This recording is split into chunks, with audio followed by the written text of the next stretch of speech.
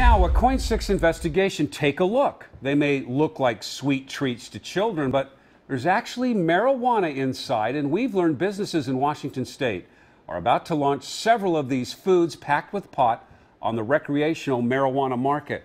And that has some people worried. Our investigative reporter Carla Castaño live in the newsroom with more on really some growing concerns about safety here. Carla. Well, some are worried once the market is open to everyone, the snacks are easily going to end up getting to teens looking for a discreet high, or even to young children who don't know the difference between the marijuana-infused treats and normal ones. Thank you very much. Thank you, sir. Be patient. A valid ID showing I'm over 21 years old and I'm right past the security guard at both New Amsterdam and Main Street Marijuana in Vancouver. Then buzz through. Behind tightly locked doors, we find an entire section of New Amsterdam empty. This is basically becoming our edibles area. I checked and Main Street Marijuana told me they didn't have any edibles yet either. Both Vancouver recreational marijuana retailers are waiting for edible supply. One of the 4 companies with approved products, DB3, tells me they are as little as a week away from filling display cases. Just kind of waiting for them to kind of come in full force. I looked through the Washington Liquor Control Board's records and found so far there are a total of 35 different marijuana-infused food and beverages. We're talking cannabis shots, cookies, nuts, granola, trail mix, chips, peanut brittle, chocolate bars, croutons, pretzels, and this is just the start. How easy is it going to be to buy this stuff? It's going to be available in our retail stores, and this market is just emerging, and before long it's going to be pretty robust in Washington state. I discovered licenses for 334 recreational retail shops issued by the Washington State Liquor Control Board. That's more than the number of state contract liquor stores that existed before voters recently took the state out of the liquor store business. And while there is a limit to how much THC can be in each serving, the Liquor Control Board tells me the products won't be watered down. Are you going to be able to get high from a candy bar?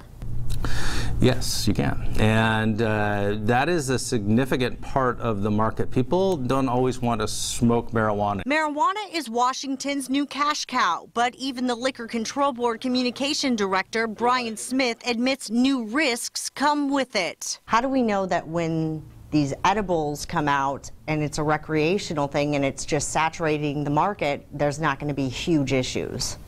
Well, I think it's a fair thing to say is that if there are products laying around the house that may be appealing to kids that are no longer in the package or just laying around where they have access to it, yeah, that's a concern for everybody. And DB3 says part of the reason they don't have their products on the market already is due to the state changing requirements.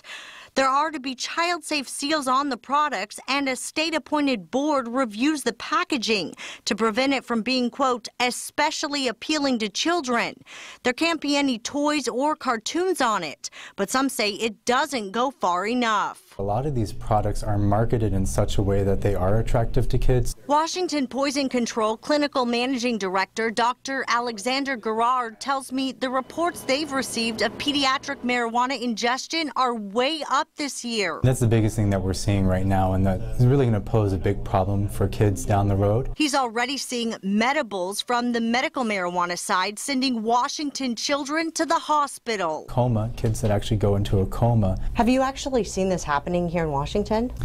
So we have had cases called into the Poison Center where kids have been exposed to various forms of edibles here in the state that have actually had developed a coma. Washington State Poison Control tells me so far their call volume has already beat all of last year combined.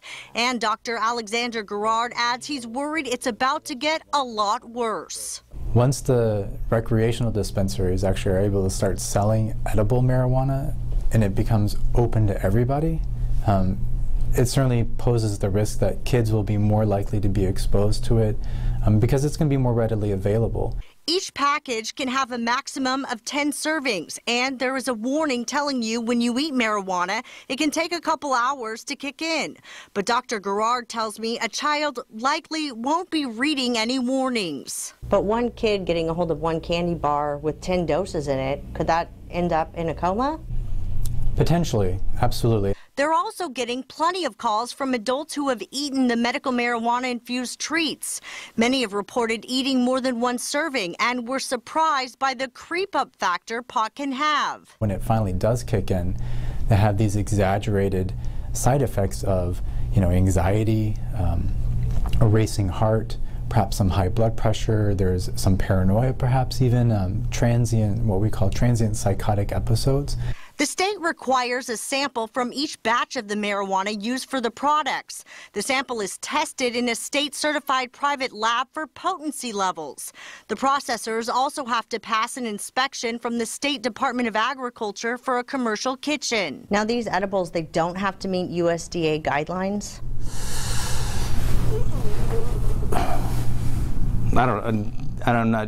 The USDA, the federal government doesn't want anything to do with marijuana. Let's put it that way. Still, edibles are coming. 4 companies are getting ready to launch their product lines, and recreational retailers eagerly wait. We kind of opened this knowing that we'd want to actually display different edibles just kind of based on the packaging. Bright colors and buzzy names designed to catch the eye. Still, the packaging is meant to keep little hands out. But once it's open. Yeah, so the idea is that we give all the information we can here and on our website. We want people to be extremely well informed when they leave the building. What they do with the marijuana outside of the building, we hope they're being responsible.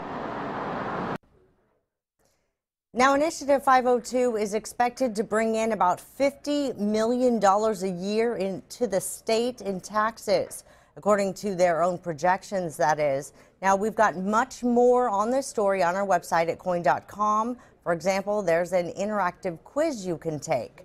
Jeff and Ann.